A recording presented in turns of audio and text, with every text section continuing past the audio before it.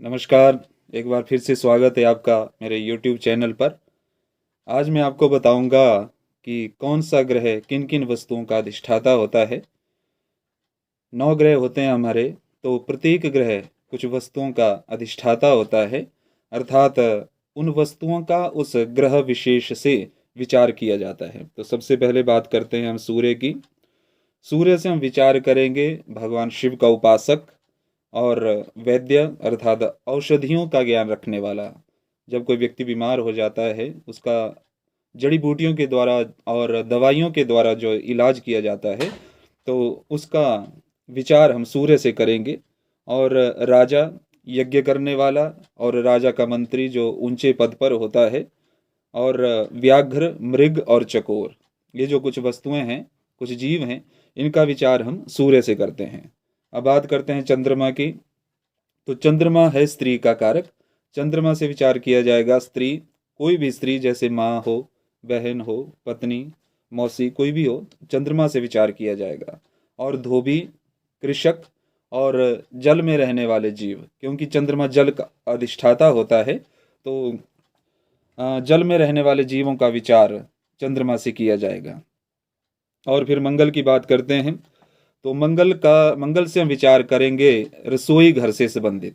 मंगल अग्नि का अधिष्ठाता होता है, और अग्नि का निवास आप जानते हैं, रसोई में चूल्हा जो हम जलाते हैं, चाहे एलपीजी गैस सिलेंडर हो या लकड़ी से जलने वाला चूल्हा हो, तो अग्नि का निवास रसोई में रहता है। तो रसोई घर से संबंध है मंगल का।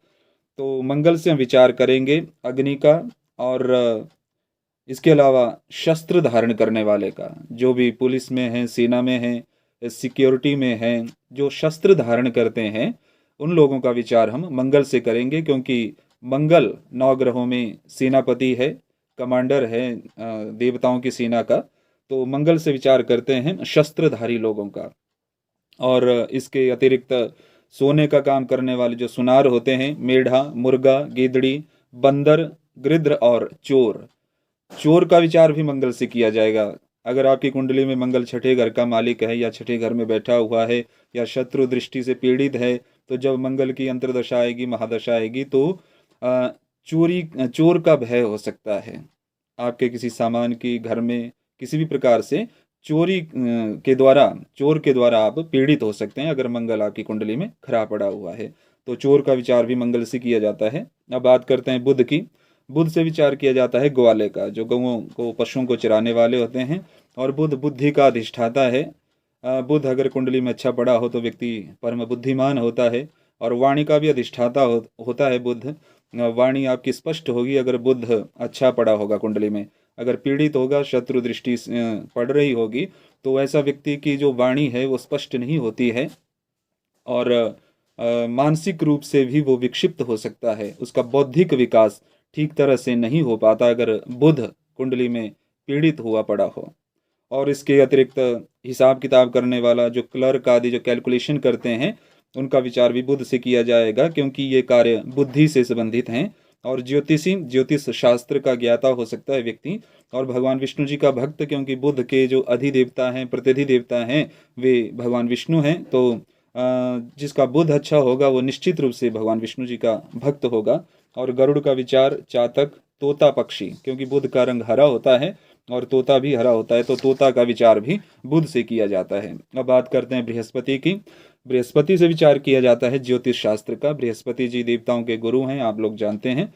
तो ज्योतिष शास्त्र और मंत्री, अर्थात जो लोग उच्च पद पर हैं, आज के परिदृश्य में देखें तो एमएलए, एमपी, या सरकार में, राज्य सरकार, केंद्र सरकार, कोई भी हो, जो मंत्री लोग होते हैं, उनका विचार बृहस्पति से किया जाएगा। कहने का भाव यह है कि बृहस्पति अगर अच्छा पड़ा होगा, तो व्यक्ति के उच्च पद पर आसीन होने के जो चांसेस हैं, जो आसार हैं, जो संभावनाएं हैं, वो अधिक होती हैं।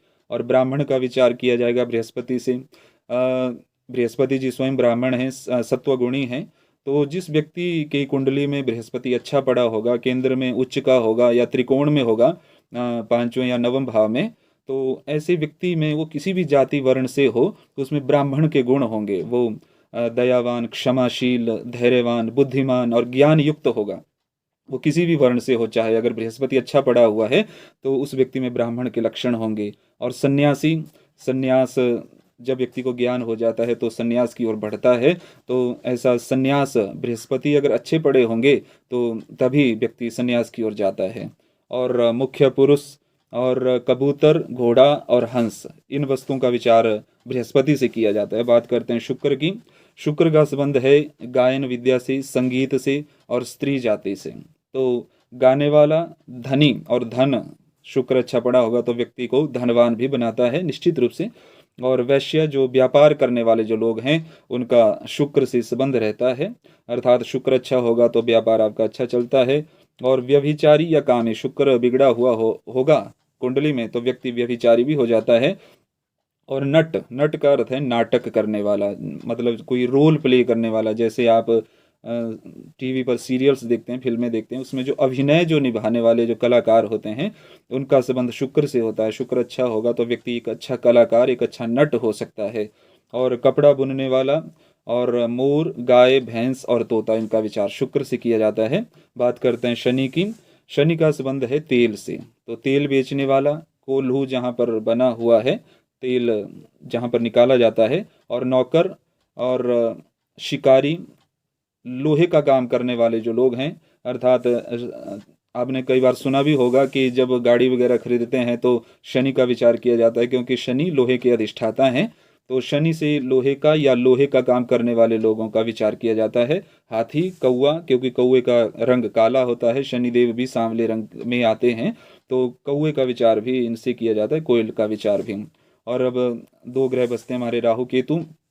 तो राहु और केतु एक के ही दो भाग हैं।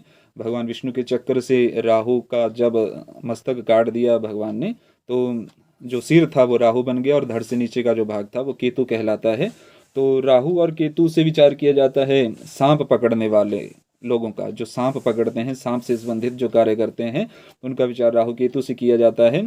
और जानवरों में जो गधा है, मेढ़ा है, भेड़िया, ऊंट, सांप, मच्छर, खटमल, कीड़े मकोड़े, उल्लू, ऐसे स्थान जहाँ पर अंधेरा रहता है, तो ये सब वस्तुएं, ये जब जो स्थान है, इनका विचार राहु और केतु से किया जाता है। इस प्रकार ये 9 ग्रह हैं हमारे। तो प्रत्येक ग्रह से किसी न किसी वस्तु का, व्यक्ति का या सामाजिक स्थिति का विचार किया जाता है।